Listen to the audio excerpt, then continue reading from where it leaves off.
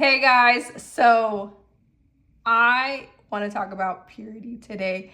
And the Lord has really been pouring into me about purity lately. And I felt like it was just for me. But then today I just felt like a huge burden to really just speak about it. And so the last couple days, like I mentioned, the Lord has really been talking to me about purity. And I mean this in a few different angles. So obviously, no sex before marriage. That is the number one thing that I am talking about. But I also want to talk about friendships and just keeping your mind and your circle pure, so that you are able to stay that way, because it's so easy for us to pick up distractions and to compare our journey to other people's journey and assume that that's okay, and then end up back at square one. And I only speak from experience, okay? So where do I even start with this? Okay, I'll start with my journey. Just a little bit about my journey. So I have a child out of wedlock. I'm 34 years old and I'm waiting for marriage. I'm waiting to get married before I have sex. And not to say that I haven't fell short a few times, but in those moments, I realized that I didn't truly understand the importance. And so, I don't know anyone that has waited until marriage. Okay, so maybe like grandparents or something like that. We don't really talk too much about it, but I feel like my grandparents did wait till marriage. But not any of my close friends, just anyone that I feel close to talk about this, for anyone to really disciple me. So I really have had to be discipled by the Lord. And, I walked a very impure life for majority of my life. And so I think I mentioned this, but I have a child out of wedlock, and that is only the half of it. I found myself at a young age just getting into the very wrong relationships for the very wrong reasons. And so when I really started to build a relationship with Christ, one of the things that was hard for me to wrap my head around was abstaining from sex until marriage. And it took me a very long time to get that through my thick skull. And it took a lot of spiritual beatings, as I like to call them. So, I feel like the very last relationship that I was in, I actually started off as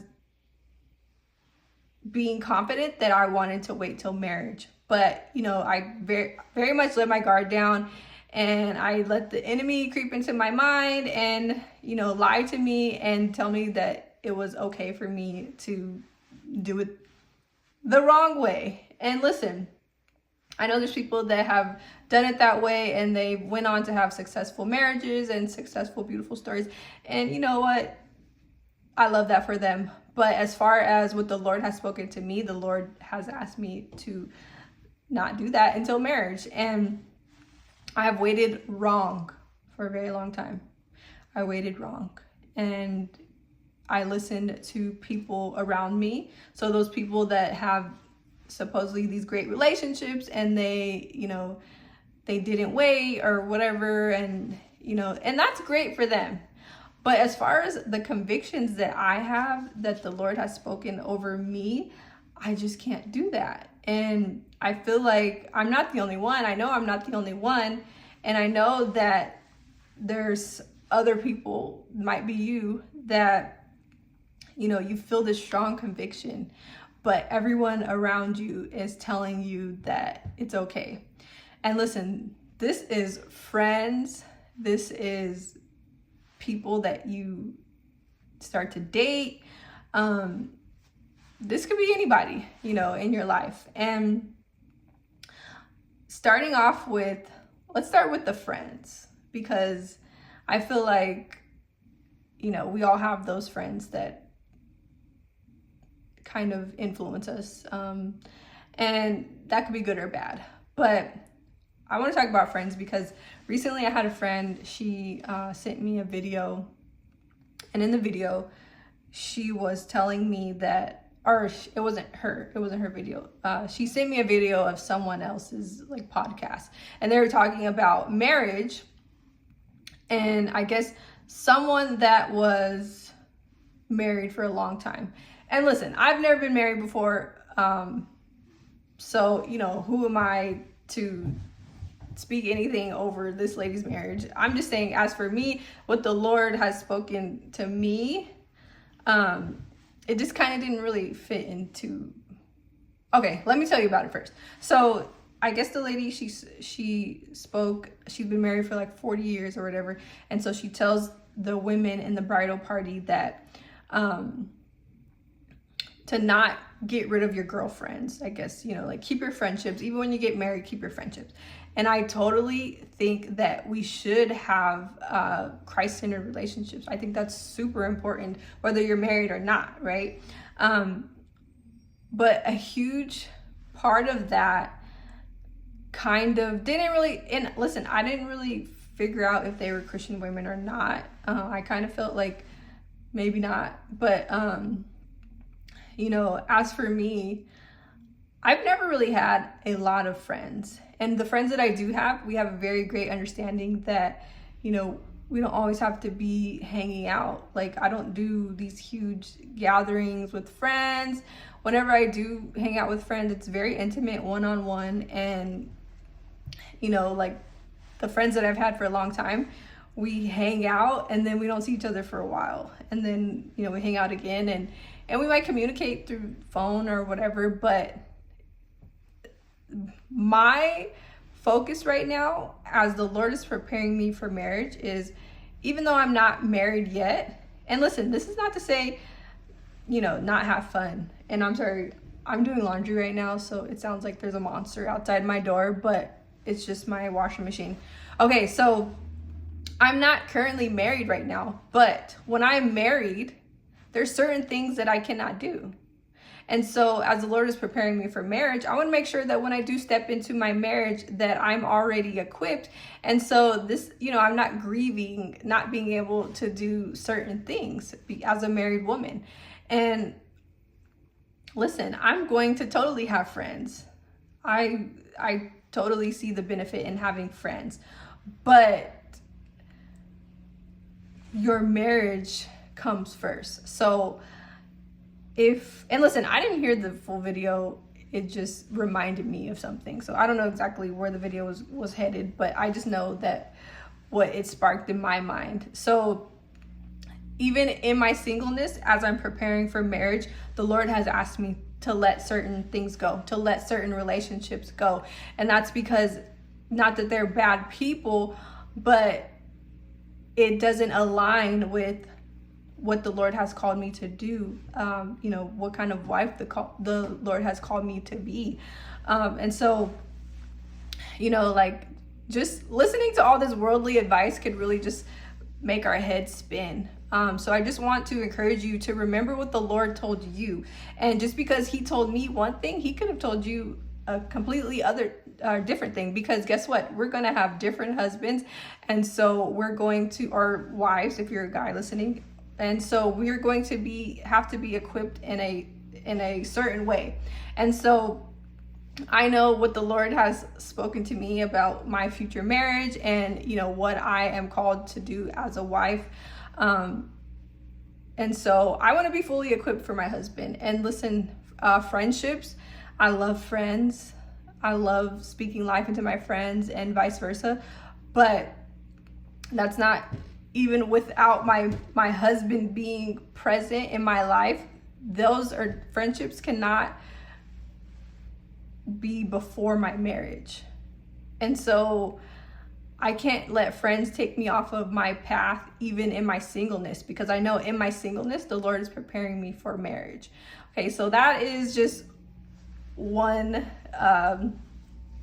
aspect of remaining pure. And so basically just, you know, clearing your mind, your surroundings. You have to purify your surroundings. I can't go out and if I have friends that they drink or whatever, I cannot go out and have fun with them because the Lord has called me to be sober.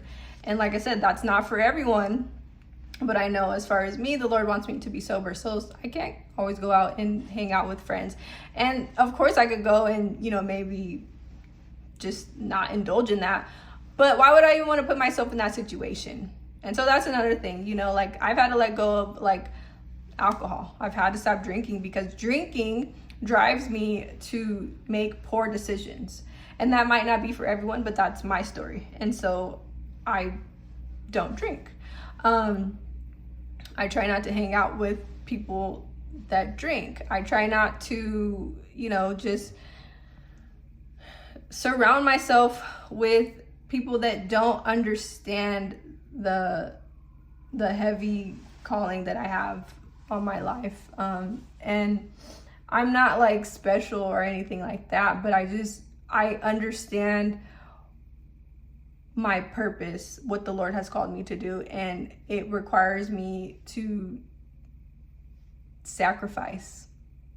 And I'm pretty sure I know for a fact I'm not the only one. So if the Lord has called you to something, purity, just know that even if everyone around you is telling you, you don't have to do it that way, so-and-so did this way and their relationship is da, da, da. Great for them. That's wonderful. That's beautiful. But that's not my story. Okay, so that's one thing. That's one part of it.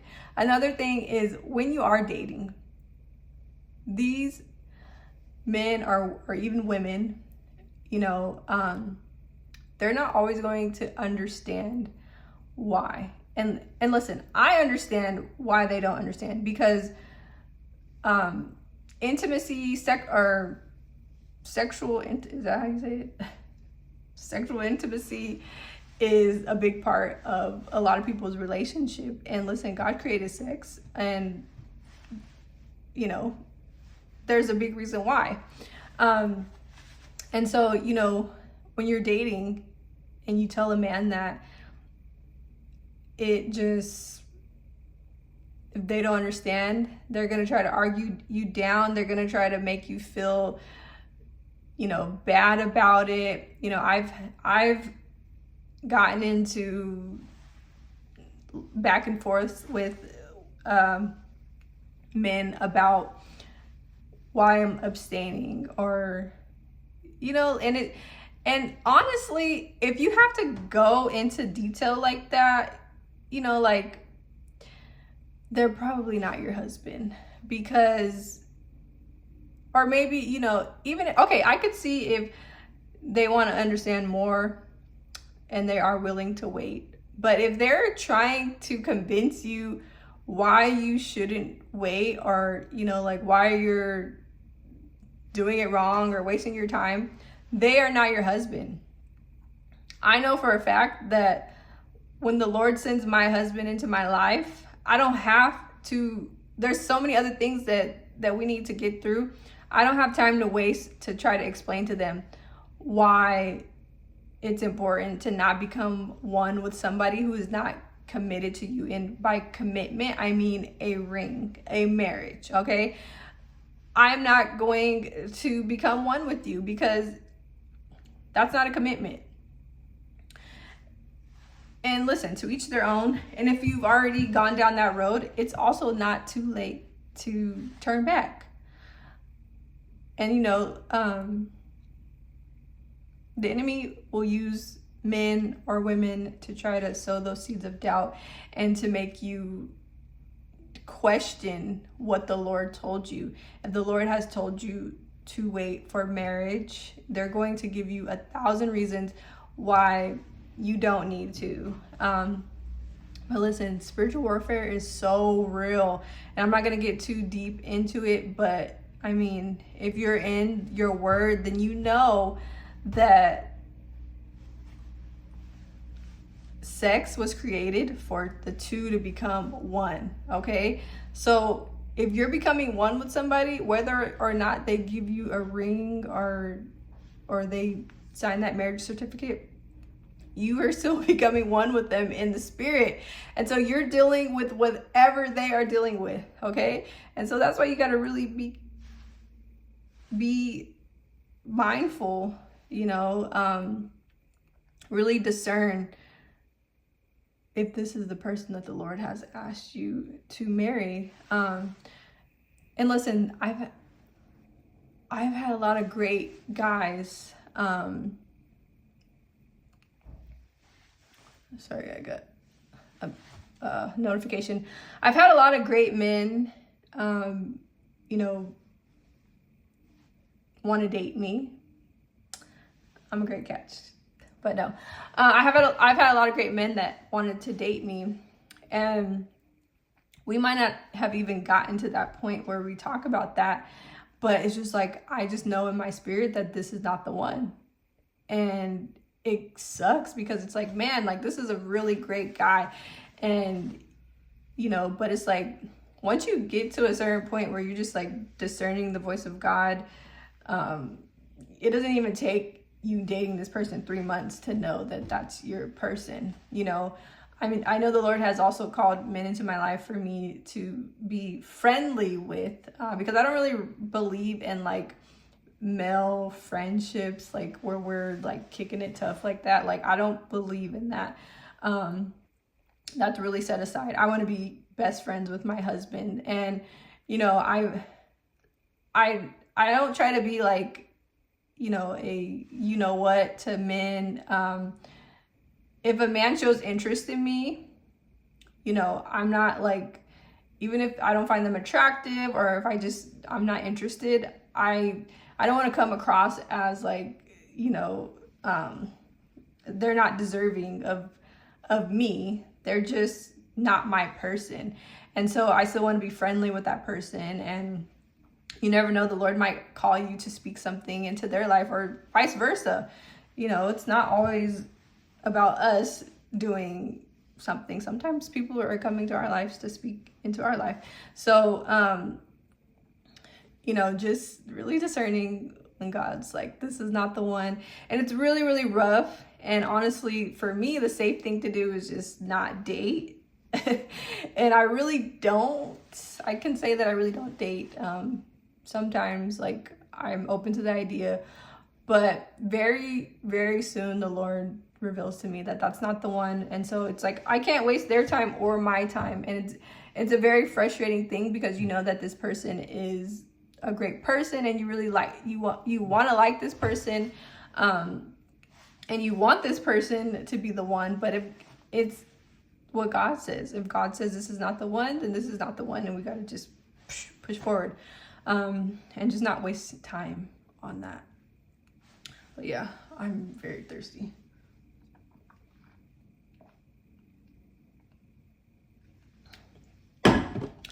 Yeah, so these are just some things that have been dropped in my mind, and it's like I can't escape. When you say yes to the Lord, He takes that yes very serious. Sometimes, like, it's not that I don't wish that I say yes to the Lord. Like, it's one of the best things I've ever done in my life. But sometimes I'm like, really, God? Like, you want me to do that? Like, that is not even comfortable. I don't feel comfortable doing that. But it's not about what you feel comfortable doing. It's about what the Lord has asked you to do. And so when I created this channel, I created it as a way to be a vessel for the Lord. And so I just have to get out of my own way sometimes. And listen, this is what the Lord has placed on my heart, is purity. And like I said, I have a child out of wedlock. I'm 34 years old, and I have walked a very impure life. Is that how you say? Is that the word? I've just been with men that I shouldn't have been with, and I would have never seen this for myself. I would have never thought that I could. For a long time, I wanted to be that way. I wanted to be like confident in waiting till marriage. And I honestly, I had to keep saying it till I started to believe it. And like, eventually the Lord will just give you the strength to, understand why you're waiting, and also give you the strength to wait, because it's It's not easy, especially at 34 years old. You see like all these younger people getting married, and it's hard. It's very hard, but I much rather be waiting and deal with those difficulties than stepping into something and having to deal with that spiritual warfare. Because when I tell you, when I've connected myself to people that I'm not supposed to be with, it is very heavy, and I know that God he didn't give me the grace for that. So it's like you really have to, you have to lean on his strength for everything anyways. But man, those were some dark times, like coming back from that, just repenting and deliverance from attaching yourself to the wrong people, like that is a real thing, and it's not an easy thing to do. And I know like it looks fun to go out and just date and yada yada yada, but no, stick to what the Lord has assigned for you. And also with friends, don't let friends convince you that you're waiting wrong, because they didn't hear what the Lord told you. And it also might look crazy. You might look crazy to people. I'm pretty sure I look crazy to people. And at this point in my life, I really don't care. But, I know that I look crazy. I know that the Lord has me say crazy things all the time. But like I said, I'm a vessel for the Lord. And, your girlfriends, they're cool and all. But when you do get married, your husband is going to be such a huge part of your life that you're not always going to have the mental capacity to be just, girlfriends this, girlfriends that. And not to say not to have, I'm not telling you don't have friends. That's not what I'm telling you at all. But I'm just saying, like, what if the Lord is calling you to cut that friend because that friend is not just, he or she is just not aligned. Not saying that they're bad, that's hard too. Like, people don't understand how hard it is to have to walk away from friendships, especially when you've been friends with them for years, and like you never imagined your life without their friendship, but for whatever reason, that's what the Lord calls you to do. You got to do it. So just, don't get too caught up in what friends are saying. And like I said, I feel like sometimes, like, just depending on what's going on in your relationship, in your marriage, you might not even have the mental capacity to be a good friend. So, like, and understanding that could be somebody else's story. So really, not just, I wish people would really stop depending on other people so much. Okay, this is a little off topic, but I struggled with this a lot because, so one thing that my church always says is don't do life alone, okay? And from somebody that I thrive on my own, like in my own space, my own bubble, like that's where I feel the most comfortable. And so I struggled for a very long time trying to understand, what does that mean? Because when I'm around people, I literally, like, it gives me just, it's rough for me. So I kept trying to figure out, what do they mean by that? And listen, we need discipleship. We need to be in community with other believers, but we also need to learn how to be alone and lean on the Lord, because these people, I don't care if it's your pastor, your whatever, they cannot fix your problems. The only person that can fix your problems is the Lord. And listen, I have the utmost respect for my pastors, but I know for a fact that when I'm really dealing with something, I need the Lord. I need just me and the Lord, okay? And so I've really had to create a healthy balance, because, you know, for a long time, I would just cut everybody off and just disappear. And sometimes I still do that, but in a healthier way. You know, I've gotten better over time. But yeah, people can be stumbling blocks. People can be a voice for the enemy. People can be not good too. So as good as people are, as good as it is to have people around, it's also cannot be a good thing. So I don't know. I don't have like a scripture for that or anything, but just based off of experience, I know when the Lord is calling me away from certain people too. Okay. And yeah. I'm just rambling on now, but these are just thoughts that I had, and I feel like they're all just coming out in one video. And so I hope they all make sense. I hope they align with what I was talking about, which is waiting well, you know, remaining pure, just purity in general. Purify your mind, your thoughts, your emotions, the people in your life. Okay, we gotta purify all of those things. And honestly, I feel like I had a scripture for that. My Bible's downstairs. I was gonna pull it up, but if I find it, I was reading today, and I feel like I'm pretty sure it's in that Philippians. If I find it, I'll put it up. If not, just forget I said anything. But anyways, thank you for watching this video. I hope that this encouraged you along your purity journey, and maybe you're not exactly, you know, maybe you haven't exactly got the purity journey started. Maybe you're just thinking about it.